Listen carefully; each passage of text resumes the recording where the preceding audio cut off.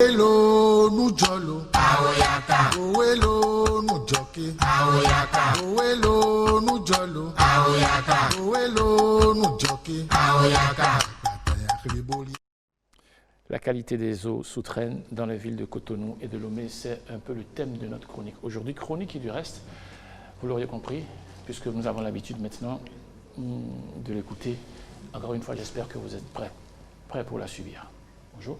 Bonjour Steve. Elle nous rend les services les plus gentils du monde et nous lui vouons un amour sans seconde. Envie de prendre un bain ou de calmer une faim, à elle nous tendons un piège sans fin. L'eau, c'est la vie, la boisson de toutes les envies. Aux coléreux, on la donne fraîche. À la discorde, elle est une brèche. Dans nos contrées, elle souhaite la bienvenue et au quotidien, elle nous voit nus quand à notre corps, nous portons les soins dus. L'eau, c'est la vie. Par elle, la nature rit. L'enfant grandit, la plante fleurit et la planète s'attendrit. L'eau, c'est la vie. Elle baigne la moustache, quand d'elle on s'amourache. Dans le ciel, elle se cache, au cœur des nuages en marche. À l'air, elle s'attache quand l'humidité crache. Au commerce, elle procure du cash, quand l'insensé en fait un sujet de clash. L'eau, c'est la vie. Oh oui, c'est la vie. Mais celle que nous avons dans nos puits, pleines de microbes et de bactéries, nous évite-t-elle de périr? L'eau, c'est la vie. Mais à quel prix? La production de l'eau potable à Cotonou, de la SONEB, ne permet pas de couvrir tous les besoins de toute la population béninoise pour tous les usages. On ne peut pas. La population est obligée, est contrainte de s'orienter vers les eaux de pluie. Les études ont montré que tous les puits de Cotonou sont pollués. L'IRA est arrivé pour compenser, pour donner une réponse à ça là, en disant, vous, population, nous sommes conscients que vous allez consommer cette eau-là. Mais on va améliorer la qualité de l'eau, de cette eau, et vous dire quelle utilisation vous avez fait de cette eau-là. C'est dans ce cadre que le premier point, c'est que l'IRA a procédé à l'analyse de la qualité de cette eau pour voir l'état initial.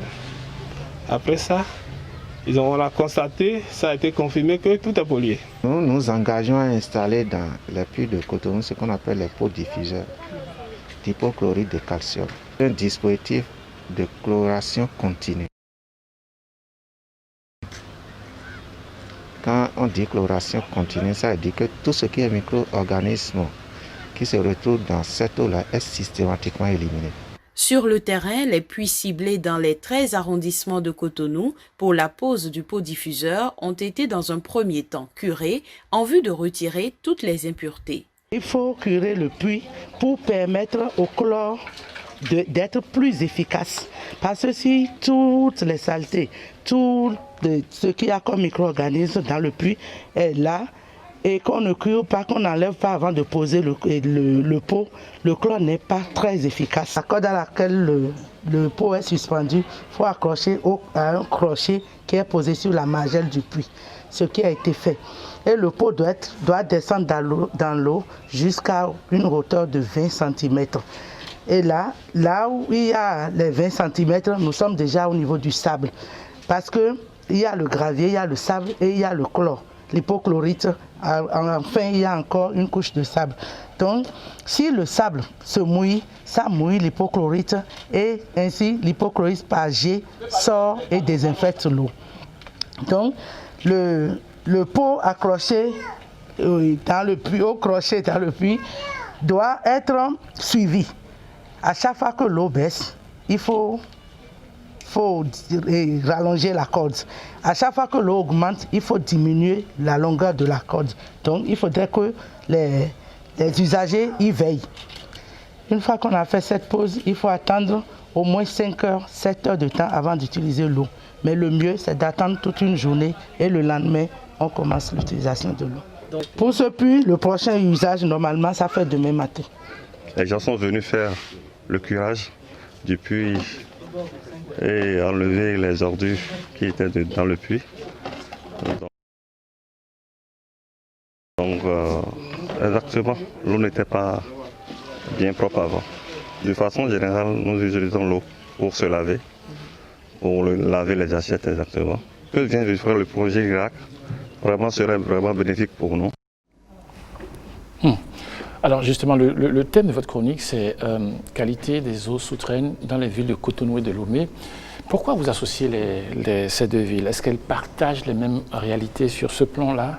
Affirmatif. Il y a des similitudes entre les deux villes, porté par le professeur Henri Sourou-Toti Vaudounon de l'Université de Parakou au Bénin et Dr Zebeto Kokor Huidakor de l'Université de Lomé au Togo. Ces travaux visent l'optimisation de la qualité des eaux dans les puits de ces deux villes côtières, donc Cotonou au Bénin et Lomé au Togo. Dans un premier temps, des analyses ont été faites dans ces puits et tristement, les résultats ont confirmé que les eaux dans nos puits, donc dans ces deux villes, sont polluées.